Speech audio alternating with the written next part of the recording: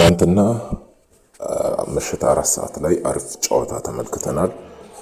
ቸልሲ ከፉልሃም ባደረጉት ጨዋታ አሪፍ እንቅስቃሴዎችን በሁለቱም ወገን ተመልክተናል። አሪፍ ጨዋታ ነበረ። ከሞላ ጎደል ወደ 5 ጎሎችን የተመለከትንበት ጨዋታ ነው። እንግዲህ ዣቪ አሎንሶ የመጀመሪያውን ጨዋታ አድርጎ ትልቅ የሚባል ፈተና ቢገጥመውም ዣቪ አሎንሶ በድል ተወጥቷል። ስለዚህ ይሄ ለዣቪ አሎንሶ ጥሩ ጅማሬ ነው የሚመስለው። ስለዚህ ይህንን ድል ተከትሎ ጨዋታውን የተመለከትን ከሆነ በጣም አሪፍ እንቅስቃሴዎች ነበሩ። ቸልሲዎች በትራንዚሽን እንደዚሁም በተለያየ መንገድ ሲያጠቁ ነበረ። የቸልሲ ፊት መስመሩ እጅግ በጣም ያስፈራ ነበረ። ቸልሲ ግብ ያገኘው ገና በ31ኛው ሰከንድ ነው። ዦ ፔድሮ ባስቆጠረው ጎል የመጀመሪያውን ግብ አግኝቶ ነበረ። ጨዋታው በጣም አሪፍ እንቅስቃሴዎችን የተመለከትንበት ነው። ፉልሃሞችም አሪፍ እንቅስቃሴ አድርጓል። የ19 ዓመቱ ልጅ ነው ከፉልሃም በኩል ያስቆጠረው እና በጣም ድንቅ እንቅስቃሴ፣ ምርጥ ብቃት። ዣቪ አሎንሶ ጥሩ ጎንም መጥፎ ጎንም ከቡድኑ የተመለከተ ነው የሚመስለው። ሁለቱንም እንመለከታቸዋለን። ነገር ግን ከቸልሲዎች በጣም ጥሩ ነገር ካየሁት ውስጥ ምንድነው አንዱ ላክሯ በጣም ምርጥ እንቅስቃሴ ሲያደርግ ነበር። እንደው ለስሪ ባክ ለአሎንሶ ፎርሜሽን የተሰካ ተጫዋች ነው። ተከላካዮቹ በጣም በብዙ በኩል ስህተት ሲሰሩ ነበረ። ትናንት ግን ሁለት ሰው በጣም በመከላከሉ በኩል ቸልሲ ጥሩ ቅርጽ እንዲይዝ ያደረጉ ናቸው፣ ላክሯ እና አቼምፖንግ ማለት ነው። እና ሁለቱ በጣም አሪፍ እንቅስቃሴዎችን ከቸልሲ ጥሩ ጎን ውስጥ ከምናነሳው ውስጥ ቸልሲ ተከላካይ ላይ አሪፍ እየሰራ እንደሆነ ተመልክተናል። የተወሰነ ኮልዌል አንዳንድ ስህተቶችን ሲሰራ ነበረ በተደጋጋሚ ጨዋታው መሃል ላይ እና ኮልዌል አንዳንድ የሚስተካከሉ ነገሮች አሉት። ከዛ ውጪ ሁለቱ ተከላካዮች ላክሯና አቼምፖንግ ምርጥ እንቅስቃሴ፣ ድንቅ ብቃት። እንደው ላክሯ አንድ ለአንድ የሚያደርጋቸውን ነገሮች በጣም አሪፍ ነበር። አንድ ለአንድ ማንም ነው ማልፈውና ቸልሲዎች ጥሩ ተከላካይ ነው በዚህ የዝውውር መስኮት ላይ ያስፈርመው ወደ ቡድናቸው ዣቪ አሎንሶ የቀላቀለው አሪፍ ተጫዋች ነው እና ይህንን በአሪፍ ጎኑ መጥቀስ እንችላለን። ከዛ ውጪ ቸልሲዎች በሁለቱም ፉል ባኮች በጣም ሲቸገር ነበረ። በተለይ በአቶም በጉስቶም በኩል በጣም ብዙ ስህተቶች ሲሰሩ እንደነበረ ተመልክቻለሁ። በጣም ብዙ ስህተቶችን ይሰሩ ነበር እነዚህ ሁለት ልጆች። እንግዲህ የእነሱ ተተኪዎች አሉ። ቸልሲዎች ቋሚ አድርገው ሁለቱንም ይጠቀማሉ አይጠቀሙም? እንግዲህ ከጊዜያት በኋላ የምናያቸው ነው የሚሆኑት። አሪፍ ተጫዋቾች አሏቸው። ፓሌስትራም አለ፣ በዚህ ደግሞ ኪዌንዳ አለ እና ሁለቱንም እየቀያየሩ መጠቀም ይችላሉ። ቻቫሪያም ደግሞ ሌላኛው ተጠቃሽ ተጫዋች ነው እና ብዙ አማራጮች ስላሏቸው ይህንን ማስተካከል ይችላል ማለት ነው። ከዛ ውጭ ግን በረኛ ላይ እጅግ በጣም ስህተት አለ።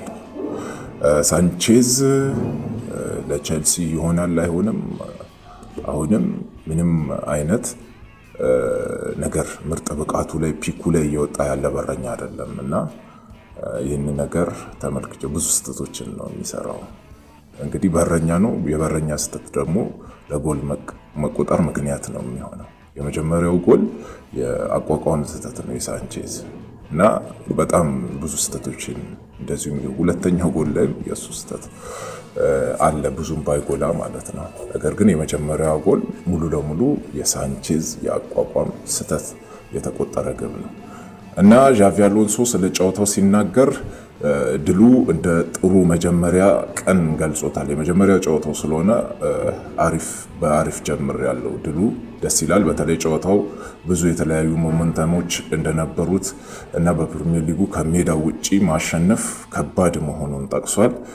ነገር ግን አሎንሶ ትልቁ የድሉ መልእክት የሚያሳየው ፓልመር፣ ሮጀርስ እና ጆ ፔድሮ ያደረጉት እንቅስቃሴ በሶስቱ ዙሪያ ያለ ይመስላል። ማለትም እነዚህ ሶስት አጥቂዎች የቼልሲ የፊት መስመር አጥቂዎች ብቻ ሳይሆኑ ቡድኑን የሚመሩ ተጫዋቾች እንዲሆኑ እንደሚፈልግ ዣቪ አሎንሶ ገልጿል።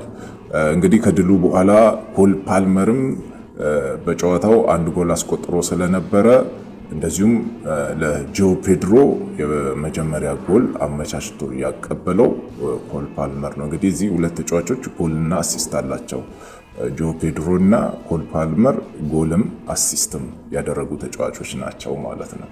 ስለዚህ በተለይ ይሄ ለኮል ፓልመር ከጉዳት በኋላ ወደ ቀድሞ ቅርጽ እየተመለሰ ያለ የሚመስል መልክ ሰጥቶታል። ስለዚህ አሪፍ እንቅስቃሴዎችን ሲያደርግ ነበረ። ተጫዋቾችን የሚያጥፍበት መንገድ፣ የሚሸውድበት መንገድ፣ እንደዚሁም ኳሷን ጎል ሲያስቆጠር አይተን ከሆነ ያስቆጠረበት መንገድ የፓልመርን ምናልባትም መመለሱን የሚያበስር ሊሆን ይችላል። ግን በስተመጨረሻ ፓልመር ጥሩ ያልሆነ ስሜት እንደተሰማው ገልጾ ነው ተቀይሮ የወጣው እና ጥሩ ፊሊንግ እንዳልተሰማው። ያ ነገር ምናልባት ለቸልሲ መጥፎ ዜና ሊሆን ከቻለ እንጂ ከዛ ውጭ ያለው የፓልመር እንቅስቃሴ በጣም አሪፍ ነው። የቀድሞውን ፓልመር በዚህ የውድድር ዓመት ልንመለከተው እንችላለን። ስለዚህ ከጨዋታው በኋላ ስለ አካላዊ ዝግጁነት ሲጠየቅ ኮል ፓልመር አላያችሁትም እንደ ጨዋታውን ነው ያለው። አላያችሁትም እንደ ጨዋታውን ብሎ ገልጿል። ስለዚህ በበጋው ወቅት በጣም ጠንክሮ እንደሰራ ኮል ፓልመር ተናግሯል። አሎንሶም ስለ ፓልመር በጣም ከፍ ያለ አስተያየት ነው የሰጠው። በነፃነት በተለዋዋጭነት እና በኃላፊነት ሲጫወት የቸልሲን የተለያየ ነገር ማሻሻል እንደሚችል ተናግሯል ማለት ነው። ሞርጋን ሮጀርስን በተመለከተ ሮጀርስ በቸልሲ የመጀመሪያውን የፕሪሚየር ሊግ ጎል አስቆጥሯል። ስለዚህ የመጀመሪያ ፕሪሚየር ሊግ ጨዋታውን ተጫውቶ የመጀመሪያ ፕሪሚየር ሊግ ጎሉን አስቆጥሯል። ለሱ ጎል መቆጠር ደግሞ አሲስት ያደረገው ላክሯ ነው ማለት ነው። ስለዚህ ከላክሯ የተሻገረለትን ጎል አስቆጥሯል። ስለዚህ ይህ ተጫዋች በ117 ሚሊዮን ፓውንድ የዝውውር ዋጋ እንደመጣ እናውቃለን። ይህ ነገር በተጫዋቹ ላይ ብዙ ጫና ሳያሳድር የመጀመሪያ ጎል ማስቆጠር ችሏል።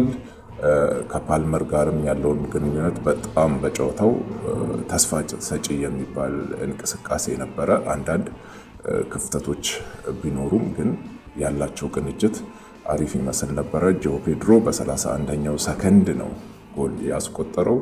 ይህም ለአሎንሶ ይህንን የውድድር ዘመን ተስፋ ሰጪ እንዲመስል አድርጓል። ከፓልመር የተላከለትን ጎል ነው ያስቆጠረው። እንደዚሁም የቸልሲ ሶስተኛ ጎል ፓልመር ላስቆጠራት ጎል ኳሷን አመቻችቶ ያቀበለውም ራሱ ጆ ፔድሮ ነበረ። ስለዚህ የጨዋታው ትልቁ ታክቲካዊ ትርጉም ያለው እዛ አካባቢ ነው። የፓልመር ሮጀርስ እና ጆ ፔድሮ ያላቸው ጥምረት ላይ ነው ጨዋታው ሙሉ ለሙሉ የሚያወጠነጥነው እና ትኩረት የሚይዘው። ግን ቸልሲ ቅድም እንዳልነው በጣም ትልቅ ችግር አለበት። እሱም ሮበርት ሳንቼዝ ነው። ቸልሲን በጣም ብዙ ዋጋ ሲያስከፍል ነበረ ባለፉት የውድድር ዘመናትም። አሁንም ይህ እንዳይደገም ከፍተኛ ስጋት አለ። አልቫሮ አርቤሏ የፉልሃሙ አሰልጣኝ በሽንፈቱ ቢያዝንም ነገር ግን በተጫዋቾች አመለካከት ኩራት እንደነበረው ባሳዩትን እንቅስቃሴ አንገቱን እንደማይደፋ ገልጿል። በተለይ ቡድኑ ከመጀመሪያው እስከ መጨረሻ ድረስ እንዴት አድርጎ ታላቅ ፍልሚያ እንዳደረገ አወድሶ ነው ያለፈው። ስለዚህ ስለ ጨዋታው በጠቅላላ ስንመለከት ቸልሲ ፉልሃምን 3-2 በሆነ ውጤት አሸንፏል። እንግዲህ ቀጣይ የሚደረጉት ፕሪሚየር ሊግ ጨዋታዎች ላይ ቸልሲ ምን አይነት ቲም ሆኖ ይመጣል የሚለውን በድጋሚ የምንቃኘው እያየን የምንሄደው ነው የሚሆነው። በፕሪሚየር ሊጉ እስኬት ደረጃ ነው የሚጓዘው የሚለውን ይሄ የመጀመሪያ ጨዋታ ስለሆነ ምንም ሊጠቁም አይችልም። ነገር ግን አሪፍ አጀማመር አድርጓል ብሎ መናገር ይቻላል።